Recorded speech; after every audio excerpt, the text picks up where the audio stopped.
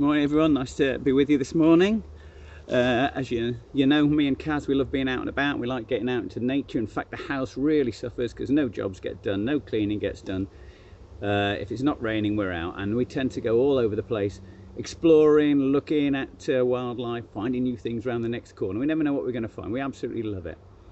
In all our walking and stuff like that, we've ended up doing a lot of mountains. So we've been over the hills, a lot of the mountains of Wales. They're very bleak, they're overgrazed, they're barren, they're very difficult landscapes to get across and to move around them. They're pretty desolate, really. And the way we do it is a lot of times they're really wet and boggy, and there's bogs everywhere, and to me sometimes I don't like to get my feet wet. So I'm looking and trying to find that rock, that dry ground in the distance.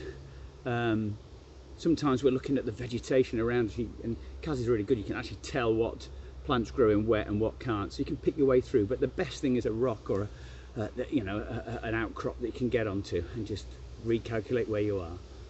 But also some of the difficulties is when the fog and the mist comes down on these really barren landscapes, that you have to really start to focus, and the mist will come in, or the darkness comes in. And that's when out comes the compass, and the compass comes out and the map, and you are what's called micro-navigating. You're looking every 50 yards and you're taking that line and you're focusing and just keeping your eyes straight on that until you get across whatever you need to get across to.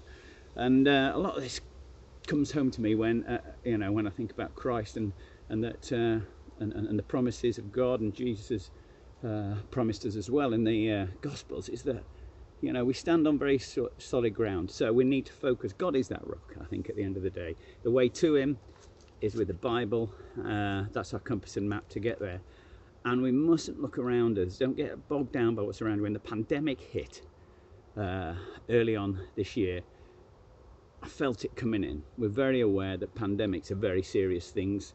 As ecologists and biologists know, these things hit populations of species, and it's a big hit, and it's been coming for a long time, and you kind of lose focus a little bit. And then a song by Chelsea Nogas came on the radio, and it just comes from God's heart going, hang on, what are you worrying about?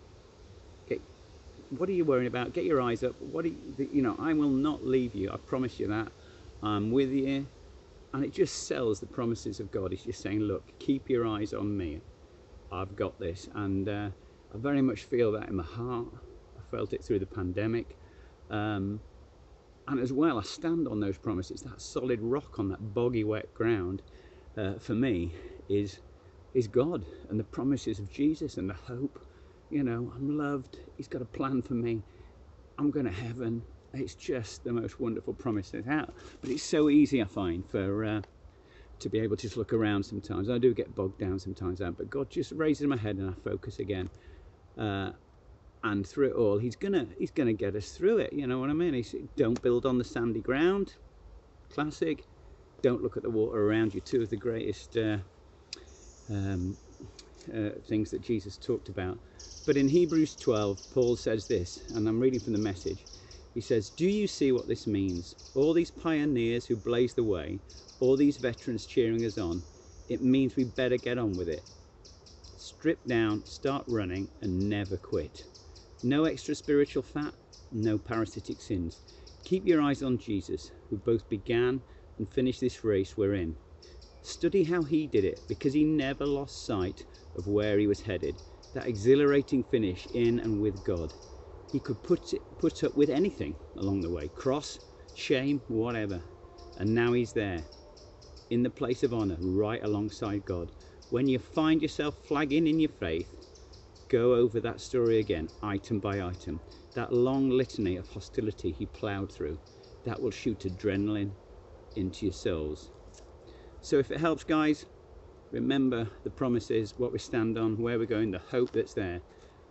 And when the mist comes in and the dark comes in and you're crossing dangerous ground, keep your eyes focused on God, who's promised you that he's got this.